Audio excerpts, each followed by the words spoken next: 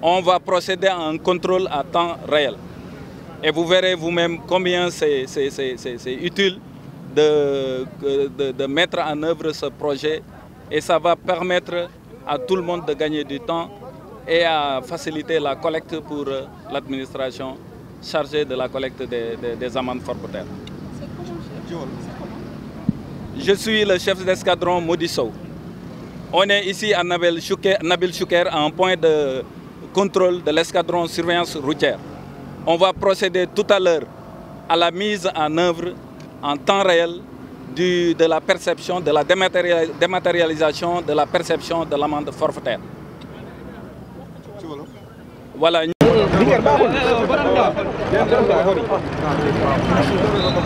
Borom téléphone dimbali ñu bokk. Borom téléphone dimbali génne seen téléphone.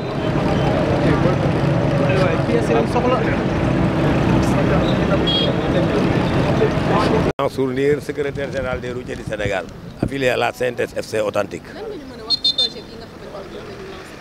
ah lu baax la ci réew mi luy jubbante réew mi luy defar la mais nan ko defar joo gis nan ko def joo gis dañ ko war a waxtaanee waxtaan wi moo des nan ko def joo gis nan ko def joo gis dañ ko war a waxtaan wi moo des li ñuy appliqué lépp li ci gën a sonal nit ñi transport la te man ci transport laa nekk muy lourd camion taxi yëpp ci laa nekk donc lépp lu ñuy jëme ci suñu kaw dañ ko war a waxtaanee ak ñun dañu cee yéex a impliqué muy benn dañu amoon ay yu nu amoon ay acquis yu nu amoon te damay lii mel ni da koy ñàkk muy lan contravention répétée dañu ne day am mooy boo fayee contravention fii fay ko Poste Thiaroye fay ko Tëngéej ba koo fay Thiès ci benn voyage lan ni loolu attanuñu ko mënuñu ko dañu wax ni soo fayee contravention ak li nga def infraction boobu moo lay couvrir nga dem wàcc sa charge mais chargement boo dem di charge ba ngay àgg fi nga jëm loolu ànduñu ci leneen luñ fi indi rek waxtaan na gën de ndax ñun mënuñu dara ci ñoom waaye mën nañoo téye suñu bopp foofu daal lan toll.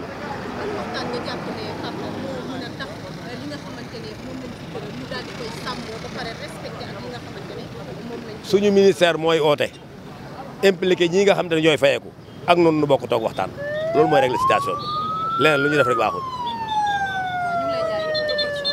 imaginez kii transporteur boo xamante ne dañ ko naan yow fu mu nekk nii défaut de kii nu mu tudd waaye défaut de carte grise nga am wala défaut de permis ñooy léegi il faut nga dem dañuy jël sa permis say kii donc mën na la perte loo xaalis bu bëree bëri léegi loolu moo tax le trésor ak les différents ak part ñi nga xamante dañ bokk si projet bi donc mooy police gendarmerie direction du transport terrestre ANASER et cetera maanaam dañu développer solution boo xamante ni dañ ko digitaliser maanaam léegi dafa am ab machine boo xamante ni comme téléphone la léegi dorénavant bu ñu la verbaliser mën nga fay par Orange Money wala par Wave wala par carte bancaire et donc du coup policier bi wala gendarmerie bi moom du téye sa këyit fi ñu la verbaliser donc foofu ngay demee ak say këyit donc loolu nag maanaam innovation la loo tax mu nekk innovation parce que ñun au niveau du trésor loolu lañ naan recouvrement des recettes en temps réel maanaam xaalis bi nga xamante ni dañ koy collecté directement day ñëw si on va dire état bi donc état bi après mën ko dispatcher te li ngeen xamul aussi mooy que si montant global verbalisation bi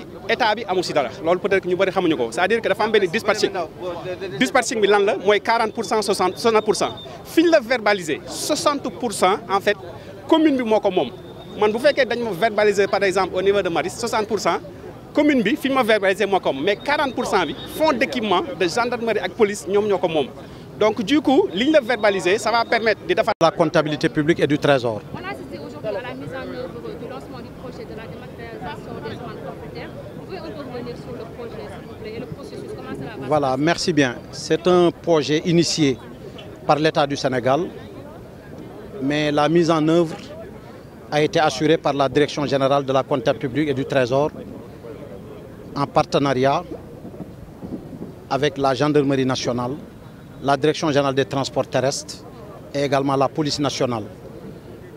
Donc c'est un projet qui a démarré dans sa conception depuis quelques années et aujourd'hui qui a connu son aboutissement. Après une phase test au niveau des services de la gendarmerie mais également au niveau des services de la police, test que nous avons jugé concluant au regard de l'évaluation qui a été faite et des retours que nous avons eus. Sur cette base, sur autorisation de nos ministres de tutelle respectifs, nous avons retenu ce jour pour lancer la mise en œuvre effective de ce projet. Ce projet s'inscrit en termes de contexte, comme je l'ai dit, dans le cadre de la modernisation de l'administration publique et de l'amélioration de la qualité des services rendus aux usagers. Dans le système antérieur, vous pouvez faire une infraction ici et aller faire des kilomètres pour payer et revenir prendre votre permis. Dans ce système, on vous permet, par tous les moyens de paiement agréés par la Banque centrale des États de l'Afrique de l'Ouest, de payer sur le lieu de commission de l'infraction et de repartir avec vos papiers. C'est plus simple, c'est plus transparent et ça donne un gain de temps énorme, au-delà de l'économie budgétaire qui n'est pas négligeable, parce que dans l'ancien système, le Trésor public, donc l'État du Sénégal, commandait énormément de carnets qui ne donnaient pas tous les gages de fiabilité et qui demandaient des moyens budgétaires assez consistants et des moyens de conditionnement et de conservation qui présentaient un certain facteur de risque. Ce projet va participer, au-delà de la simplification, au-delà de la transparence, à l'amélioration de la collecte des ressources. C'est un des objectifs. Je précise que les ressources sont destinées essentiellement aux collectivités territoriales des lieux de commission de l'infraction. Donc cela va booster et améliorer les revenus des collectivités pour leur permettre de mieux prendre en charge les politiques de développement à la base.